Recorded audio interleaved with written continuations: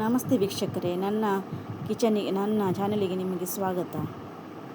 ನೋಡಿ ಸ್ನೇಹಿತರೆ, ನಾನಿವತ್ತು ಸಿಗಡಿ ಮತ್ತು ಕೊಲ್ಲತರ ಮೀನನ್ನು ತಗೊಂಡಿದ್ದೇನೆ. ಇದು 100 ರೂಪಾಯಿದು ಮೀನು ಒಟ್ಟಿಗೆ ಕೊಟ್ಟಿದ್ದಾರೆ ಅವರು. ಸಿಗಡಿ ಸ್ವಲ್ಪ ದೊಡ್ಡದಿತ್ತು, ಕೊಲ್ಲತರ ತುಂಬ ಸಣ್ಣ ಮೀನು. ಇದಕ್ಕೆ ಗೋಲ ಅಂತ ಸಹ ಹೇಳ್ತಾರೆ. ನೋಡಿ, ಸಿಗಡಿಯನ್ನು ಕ್ಲೀನ್ ಮಾಡುವಾಗ ಅದನ್ನು ಹೊರಗಡೆಯಿಂದ ಕ್ಲೀನ್ ಮಾಡಲಿಕ್ಕೆ ತುಂಬ ಅದು ಈಸಿ ಸಿಗಡಿ ಕ್ಲೀನ್ ಮಾಡಲಿಕ್ಕೆ. ಆದರೆ ಅದರ ಒಳಗಡೆ ಅದರೊಂದು ಕರುಳು ಉಂಟು, ಅದನ್ನು ನಾವು ಮೆಲ್ಲ ಹಾಗೆ ಎಳೆದು ತೆಗಿಬೇಕು. ಅದು ದಾರದ ಥರ ಇರ್ತದೆ. ಅದು ನಾವು ಎಳೆಯುವಾಗ ಸ್ಲೋಲಿ ಎಳೆಯುವಾಗ ಬರ್ತದೆ, ಒಂದು ನ್ಯಾಕಲ್ಲಿ ಎಳೆಯುವಾಗ. ಕೆಲವೊಮ್ಮೆ ಅದು ಮಿಡ್ಲಲ್ಲಿ ಕಟ್ಟಾಗ್ತದೆ. ಅದು ಮಿಡ್ಲಲ್ಲಿ ಕಟ್ಟಾದರೆ ಉಳಿಬಾರ್ದು. ಪುನಃ ನಾವು ನೈಫ್ ಆದರೂ ಯೂಸ್ ಮಾಡಿ ಅದನ್ನು ತೆಗಿಬೇಕು. ಅದು ನಮ್ಮದು ಕೆಲವರಿಗೆ ಅದು ತಿಂದರೆ ಹೊಟ್ಟೆ ನೋವೆಲ್ಲ ಅಲರ್ಜಿ ಎಲ್ಲ ಆಗ್ತದೆ. ಅದಕ್ಕಾಗಿ ಅದು ತೆಗಿಲೇಬೇಕು. ಕೆಲವರು ಹೀಗೇ ಮಾಡ್ತಾರೆ, ಅದು ಹಾಗೆ ಮಾಡಬಾರ್ದು. ಅದು ನೋಡಿ, ಇದರಲ್ಲಿ ನೋಡಿ ಬರ್ತಾ ಉಂಟು. ಇದು ಸ್ವಲ್ಪ ದೊಡ್ಡ ಸಿಗಡಿ, ಚೆಂದ ಮಾಡಿ ಬಂತು ನೋಡಿ. ಇದು ಕೆಲವು ಚೆಂದ ಎಳೆಯುವಾಗ ಚೆನ್ನಾಗಿ ಬರ್ತದೆ, ಕೆಲವು ಬರಲ್ಲ.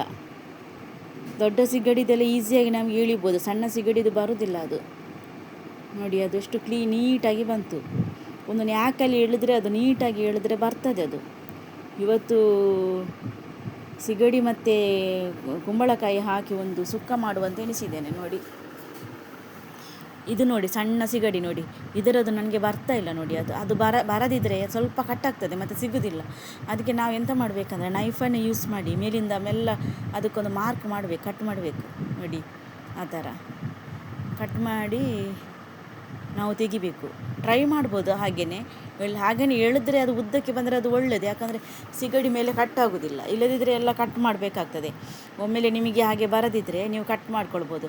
ನೋಡಿ, ಅಷ್ಟು ಮೀನು ಕೊಲ್ಲತರ ಸಿಕ್ಕಿದೆ ನನಗೆ, ಅಷ್ಟು ಸಿಗಡಿ ಒಟ್ಟಿಗೆ. ನನಗೆ 100 ರೂಪಾಯಿದು ಮೀನಿದು ನೋಡಿ, 100 ರೂಪಾಯಿಗೆ ಆಗ್ಬೋದು ಇದು. ಇದನ್ನೀಗ ಸುಕ್ಕ ಮಾಡುವ. ಅಷ್ಟು ಸೇಮು ಸಾಸಿವೆ, ಬೆಳ್ಳುಳ್ಳಿ ಮತ್ತು ನೀರುಳ್ಳಿ ಮತ್ತು ಬೇವು ಸೊಪ್ಪು ಎಲ್ಲ ಹಾಕ್ಕೊಳ್ಬೇಕು. ಎಣ್ಣೆಗೆ ಎಲ್ಲ ಹಾಕ್ಕೊಂಡು ಚೆಂದ ಫ್ರೈ ಮಾಡಬೇಕು.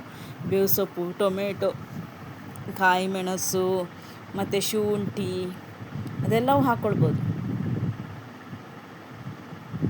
ಎಲ್ಲ ಹಾಕಿ ಚೆಂದ ಮಾಡಿ ಅದನ್ನು ಫ್ರೈ ಮಾಡಬೇಕು. ಚೆನ್ನಾಗಿ ಫ್ರೈ ಆಗಬೇಕು. ಮತ್ತು ಇದು ಹಿಂಗು ಸ್ವಲ್ಪ ಹಾಕ್ಕೊಳ್ಬೇಕು. ಹಿಂಗು ಎಲ್ಲ ಹಾಕಬೇಕಾಗ್ತದೆ. ಕೆಲವರಿಗೆ ಪ್ರಾನ್ಸ್ ತಿಂದರೆ ಎಲ್ಲ ಗ್ಯಾಸ್ಟ್ರಿಕ್ ಎಲ್ಲ ಪ್ರಾಬ್ಲಮ್ ಆಗ್ತದೆ. ಅದಕ್ಕೆ ಹಿಂಗೆಲ್ಲ ಹಾಕಿದರೆ ಒಳ್ಳೆಯದು. ಸ್ವಲ್ಪ ಬೆಳ್ಳುಳ್ಳಿ ಎಲ್ಲ ಜಾಸ್ತಿ ಹಾಕಿದರೆ ಸಹ ಒಳ್ಳೆಯದಾಗ್ತದೆ. ಅದಕ್ಕೆ ಟೊಮೆಟೊ ಎಲ್ಲ ಹಾಕಬೇಕು. ಟೊಮೆಟೊ ಸ್ವಲ್ಪ ಹುಳಿದು ನೀರು ಸಹ ನಾನು ತಗೊಂಡಿದ್ದೇನೆ. ಒಂದು ಅರ್ಧ ತೆಂಗಿನಕಾಯಿ ತಗೊಂಡಿದ್ದೇನೆ, ತೆಂಗಿನ ತುರಿ. ಅಷ್ಟನ್ನೆಲ್ಲ ಮಿಕ್ಸ್ ಮಾಡಬೇಕು. ಮತ್ತು ನಾನು ಉಂಟಲ್ಲ ಸ್ನೇಹಿತರೆ, ಕುಂಬಳಕಾಯಿಯನ್ನು ಮೊದಲೇ ನಾನು ಕಟ್ ಮಾಡಿ ಇಟ್ಟಿದ್ದೇನೆ. ಇದು ನನಗೆ ನಾನು ಅದಕ್ಕೆ ಸಿಗಡಿ ಹಾಕಿದೆ, ಅದು ಸ್ಕಿಪ್ ಆಗಿದೆ ವಿಡಿಯೋ. ಸಿಗಡಿ ಹಾಕಿ ಚೆಂದ ಮಾಡಿ ಫ್ರೈ ಮಾಡಬೇಕು.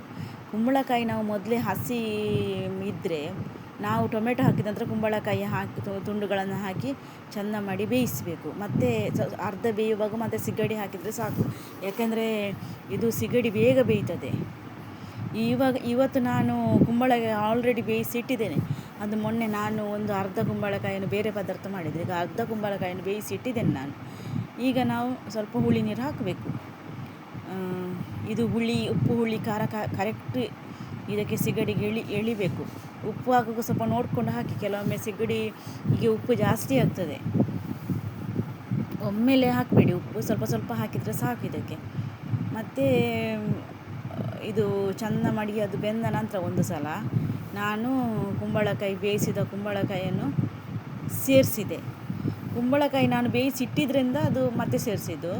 ಕುಂಬಳಕಾಯಿ ನಾವು ಬೇಯಿಸಿಟ್ಟಿಲ್ಲ ಅಂದರೆ ಮೊದಲೇ ನಾವು ಅದನ್ನು ಬೇಯಿಸೋದು ಇದರಲ್ಲಿ ಟೊಮೆಟೊ ಹಾಕಿದ ನಂತರ ಹಾಕಿ ಬೇಯಿಸಿದರೆ ಆಯಿತು. ಕುಂಬಳಕಾಯಿಗೆ ತುಂಬ ಟೈಮ್ ಹಿಡಿಯೋದಿಲ್ಲ ಬೇಯಲಿಕ್ಕೆ. ಮತ್ತು ಸ್ವಲ್ಪ ಅದು ಇಲ್ಲಿ ನಾನು ಸಿಗಡಿಯಲ್ಲಿ ಸ್ವಲ್ಪ ಬೆಂದ ನಂತರ ಕುಂಬಳಕಾಯಿನೆಲ್ಲ ಸೇರಿಸಿ ಚೆಂದ ಮಾಡಿ ಬೇಯಿಸಿದೆ. ನೋಡಿ, ಸಿಗಡಿ ಹಾಕಿದ ನಂತರ ನಾನು ಪೌಡ್ರ್ ಹಾಕಿದೆ. ಇದು ಪೌಡ್ರು ಮನೆಯಲ್ಲೇ ಮಾಡಿದ ಪೌಡ್ರು. ನಾನು ಮನೆಯಲ್ಲೇ ಮಾಡಿದ ಪೌಡ್ರು ಸಹ ಆಗ್ತದೆ, ಚಿಕನ್ ಪೌಡರ್ ನೀವು ಎಂತಕ್ಕದ್ದು ತಗೊಂಡು ಬಂದಿರ್ತೀರಲ್ಲ, ಸಾಂಬಾರು ಪೌಡರ್ ಎಂತ ಸಹ ಅದಕ್ಕೆ ಹಾಕಿದರೂ ಸಹ ಒಳ್ಳೆಯದಾಗ್ತದೆ. ಸಿಗಡಿ ಒಳ್ಳೆ ಟೇಸ್ಟ್ ಕೊಡ್ತದೆ. ಕುಂಬಳಕಾಯಿ ಸ್ವಲ್ಪ ಚಪ್ಪೆ ಆದರೂ ಸಹ ಸಿಗಡಿ ಅದರೊಟ್ಟಿಗೆ ಸೇರಿದರೆ ಒಂದು ಭಾರಿ ಒಳ್ಳೆ ಕಾಂಬಿನೇಷನ್ ಅದು. ಈಗೇನೆ ಸಾರು ಸಹ ಮಾಡ್ಬೋದು, ಸಾರು ಸಹ ಒಳ್ಳೆಯದಾಗ್ತದೆ. ನಾವೀಗ ಕುಂಬಳಕಾಯಿ ಪದಾರ್ಥ ಮಾಡುವಾಗ ಒಣ ಸಿಗಡಿದು ಪುಡಿ ಹಾಕ್ತೇವಲ್ವ, ಹಾಗೆಯೇ ಇದು ಹಸಿ ಸಿಗಡಿ ಸುಕ್ಕ ಮಾಡಿದ್ದು ನಾನು, ಒಂಥರ ಬಾಜಿ ಟೈಪ್ ಮಾಡಿದ್ದು. ನೋಡಿ ಕುಂಬಳಕಾಯಿ ಅಷ್ಟು ಪೀಸ್ ಇತ್ತು ನನ್ನ ಹತ್ರ, ಅರ್ಧ ಕುಂಬಳಕಾಯಿದು, ಅದನ್ನು ಸಹ ಸೇರಿಸಿದೆ. ಭಾರಿ ಒಂದು ಒಳ್ಳೆಯದಾಗಿದೆ ಸ್ನೇಹಿತರೆ, ಪದಾರ್ಥ ಒಳ್ಳೆಯದಾಗ್ತದೆ. ಹೀಗೆ ಮಾಡಿ ನೋಡಿ ನೀವು ಒಮ್ಮೆ, ಭಾರಿ ಒಳ್ಳೆಯದಾಗ್ತದೆ. ಇದು ಚಿಕನ್ ಪೌಡರೆಲ್ಲ ಹಾಕಿದರೆ ಹೇಳೋದೇ ಬೇಡ, ಭಾರಿ ಒಳ್ಳೆಯದಾಗ್ಬೋದು. ನೋಡಿ ಇದು ಆಗ್ತಾ ಬಂತು ಇಷ್ಟೇ. ಇನ್ನು ನಿಮ್ಮ ಇದು ಕೊತ್ತಂಬರಿ ಸೊಪ್ಪು ಇದ್ದರೆ ಎಲ್ಲ ಸೇರಿಸ್ಬೋದು. ನನ್ನ ಹತ್ರ ಕೊತ್ತಂಬರಿ ಸೊಪ್ಪು ಇರಲಿಲ್ಲ, ಹಾಗಾಗಿ ನಾನು ಹಾಕಲಿಲ್ಲ ಅದಕ್ಕೆ. ಇಲ್ಲಿಗೆ ಪದಾರ್ಥ ರೆಡಿ ಆಯಿತು ಮಧ್ಯಾಹ್ನದ ಊಟಕ್ಕೆ. ನನ್ನ ವಿಡಿಯೋವನ್ನು ನೋಡಿದ್ದಕ್ಕಾಗಿ ಧನ್ಯವಾದಗಳು ವೀಕ್ಷಕರೇ. ನನ್ನ ವಿಡಿಯೋವನ್ನು ಆದಷ್ಟು ನೋಡಿ ಸಬ್ಸ್ಕ್ರೈಬ್ ಮಾಡಿ ಮತ್ತು ಶೇರ್ ಮಾಡಿ ನನಗೆ ಪ್ರೋತ್ಸಾಹಿಸಿ. ಥ್ಯಾಂಕ್ ಯು ಸೋ ಮಚ್ ನನ್ನ ವಿಡಿಯೋ ನೋಡಿದ್ದಕ್ಕಾಗಿ. ಈಗ ರೆಡಿ ಆಯಿತು ನೋಡಿ. ಒಂದು ಅನ್ನಕ್ಕೆ ಇದೊಂದು ಖಾಲಿ ಸುಕ್ಕ ಇದ್ದರೆ ಸಾಕಾಗ್ತದೆ, ಅಷ್ಟು ಒಳ್ಳೆ ಟೇಸ್ಟ್ ಬರ್ತದೆ ಇದು ನೋಡಿ.